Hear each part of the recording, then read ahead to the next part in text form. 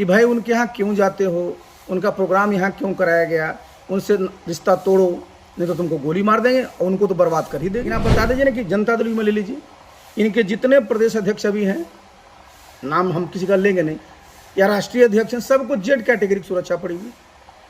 मेरे साथ क्या है, एक सिपाही लगा रखा है। भाई भारतवर्ष में जितने नागरिक हैं सबको संविधान सुरक्षा का अधिकार देता है, राइट टू लाइफ लिबर्टी सबके लिए।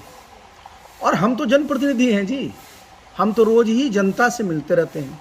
और जब से हम भारतीय जनता पार्टी में आए हैं हमारे यहाँ कार्यक्रम चलते रहते हैं, हमारे सब कार्यकर्ता आते हैं, उनसे बात विचार चलते रहता है।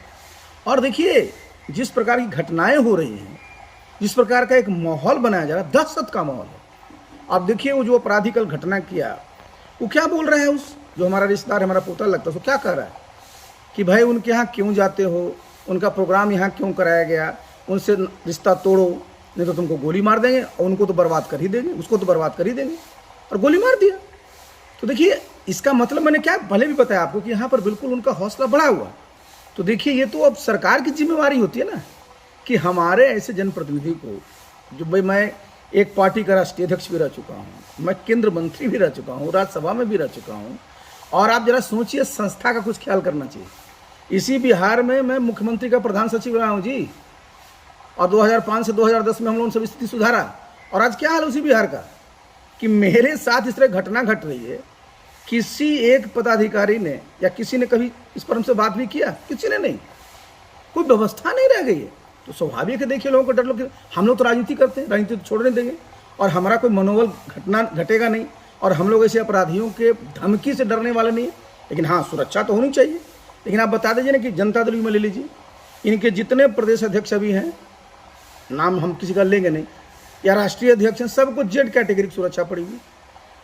मेरे साथ क्या है, एक सिपाही लगा रखा है। तो इनकी अपनी सोच है। देखिए आप जरा सोचिए, मैं केंद्र में मंत्री रहा, राष्ट्रीय अध्यक्ष रहा, मैं अपने गांव में रहता हूँ, तो स्वाभाविक है भाई कि एक असुरक्षा की भावना तो होती है ना, इस तरह का माहौल रहता है। हम गांव में क्यों रह रहे हैं भाई, इसलिए ना कि भाई लोगों को लगे कि नहीं भाई गांव सुरक्षित है आज भी।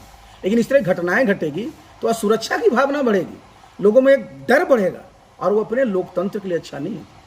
तो हम तो हमेशा इसी बात के पक्षधर रहे हैं कि इस प्रकार की सुरक्षा दीजिए कि सब लोगों को लगे कि नहीं हम सुरक्षित है। और खास करके जो जनप्रतिनिधि जिनके ऊपर गुरुतर दायित्व है, उनकी सुरक्षा पर तो विशेष ध्यान रखना ही पड़ेगा। वो सिर्फ अपने को, अगर आप जो आपके साथ हैं, आपके बगल में बैठे हुए हैं, उनको सब कैटेगरी दे दीजिएगा, बाकी को छोड़ दीजिएगा, तो ये तो कहीं से भी लोकतंत्र के लिए अच्छा नहीं है। क्योंकि कोई भी लोकतंत्र में अस्थायी नहीं होता है, सब अस्थायी है। जनता ने आपको वोट दी, आप सत्ता में हैं, जनता कल आपको वोट नहीं देगा, सत्ता से बाहर रहिएगा। तो इसलिए सबसे जरूरी यही है जी। जिस तरह से धमकी मिली आपको और जिस तरह से आपके परिजन को गोली मारा गया, तो ऐसे में क्या अब जैसे मान लीजिए किसी तरह का सुरक्षा व्यवस्था बिहार सरकार नहीं करती है, तो क्या करेंगे? प्राइवेट गार्ड रखेंगे या सेंट्रल से कोई मांगेंगे? देखिए एक बात मैं बता दूं, मैं तो भगवान पर भरोसा करने वाला आदमी, और मैं जानता हूं कि जब तक भगवान का आशीर्वाद रहता है कोई बाल बांका नहीं कर सकता।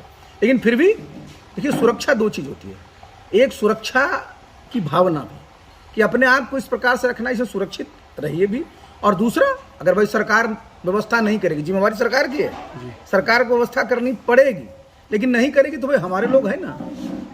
ऐसा तो है नहीं कि भाई हम अकेले हैं, हमारे पास तो इतने लोग हैं, स्वाभाविक है सब रहेंगे हमारे साथ।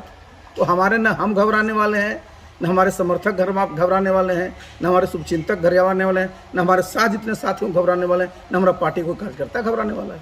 केंद्र से भी मांग होगी कोई सुरक्षा की इस पर? देखिए हम क्या मांग करेंगे, हम तो जो बात है बता देते हैं। बाकी तो जो केंद्रीय एजेंसी हैं, राज्य की एजेंसी है, उनका काम है असेसमेंट करना ना, उसके बाद से जो थ्रेट परसेप्शन है उसके आधार पर कुछ तय करना। लेकिन ये घटना जो हुई है वो तो सामने है, और जो अपराधी है वो क्या बोल रहा है वो भी सामने है। सुरक्षा व्यवस्था मुहैया कराई जाती है तो आप उसको देखिए, हम तो देखिए सुरक्षा व्यवस्था को देखिए हम एक स्टेटस सिंबल की तरह नहीं लेते हैं। हमने क्या कहा आपको कि सुरक्षा चाहिए जिससे कि आपको काम करने में कहीं भी बाधा न हो, अड़चन न हो। लोकतंत्र में अगर बाधा में, अगर आपके काम करने में अड़चन हो जाए तो क्या लोकतंत्र बचेगा?